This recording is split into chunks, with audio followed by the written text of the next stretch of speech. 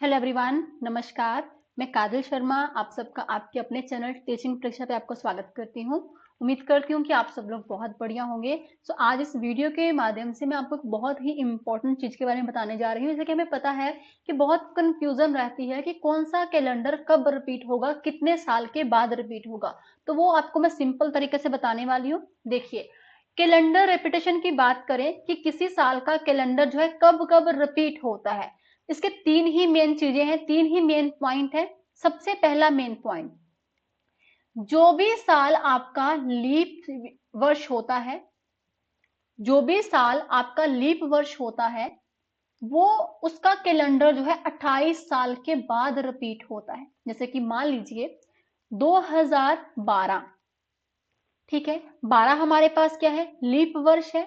अगर आप यहाँ पे इसके दो डिजिट देखें, 4 तिये 12, पूरा पूरा डिवाइड होता है, मतलब 2012 हमारे पास लीप वर्ष है। रिमाइंडर हमारे पास क्या आता है, 0 आता है। ठीक है, जो वर्ष लीप वर्ष होता है उस वर्ष का जो कैलेंडर है वो 28 साल के बाद रिपीट होता है। ओके, लीप वर्ष का कैलेंडर।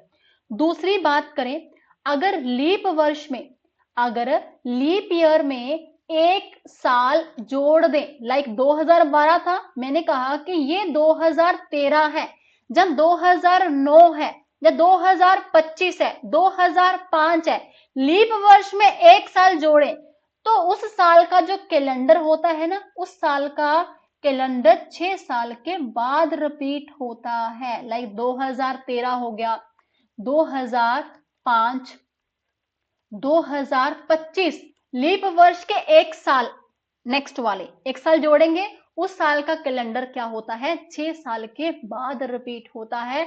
जहां आप ये कह लीजिए कि किसी भी साल को 13 को 4 से भाग करेंगे, एक रिमाइंडर बचेगा। जिस भी साल का रिमाइंडर हमारे पास एक बचता है, उसका जो है वो कैलेंडर 6 साल के बाद रिपीट होता है। तीसरी बात करें, लीप वर्ष में, लीप वर्ष में अगर 2 साल जोड़ दें, जब लीप वर्ष में 3 साल जोड़ दें, लाइक यहाँ पे हमारे पास आ गया 2014, जब 2015, लीप वर्ष 12 लीप वर्ष था, 2 जोड़ा 14, 2 जोड़ा 3 जोड़ा 15। तो जिस लीप वर्ष में 2 साल ज्यादा हो, जब 3 साल ज्यादा हो, वो साल का कैलेंडर जो है 11 साल के बाद जो है रिपीट होता है। किसी भी लीप वर्ष, जो पूरा पूरा जो आपका लीप वर्ष होता है, उसका कैलेंडर 28 साल बाद। जिस लीप वर्ष में एक साल ज्यादा हो, वो कैलेंडर 6 साल बाद।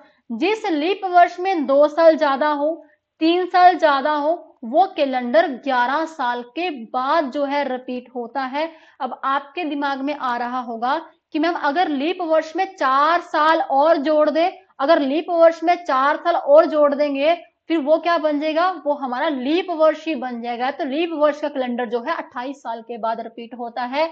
आई होप ये डाउट, ये कंफ्यूजन सबको दूर हो चुकी होगी कि कौन से साल का कैलेंडर कब कब रिपीट होता है।